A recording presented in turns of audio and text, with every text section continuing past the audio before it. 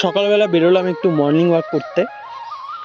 এখন প্রায় 7:30 বেজে গেছে। এত সকালবেলা করে তো ঘুম থেকে ওঠা যায় না, কিন্তু কি করব, ভূমিকম্প আমাদেরকে ঘুম থেকে তুলে দিল। তো আমাদের এখানে কিন্তু আজকে ভূমিকম্প হয়েছে। তোমাদের ওখানে হয়েছে কিনা আমাকে অবশ্যই তোমরা কমেন্ট করে জানিও। তোমরা আগের ব্লগে দেখলে আমি পিসি বাড়ি এসেছি, হলদিবাড়িতে। দেখো কত সুন্দর লাগছে ওয়েদারটা। আর তোমরা কারা কারা ভূমিকম্প টের পেলে আমাকে কিন্তু অবশ্যই জানিও। আমি কিন্তু জাগনা ছিলাম, তবুও এক ফোঁটাও টের পাইনি। সকালের পরিবেশটা কত সুন্দর লাগছে দেখতে।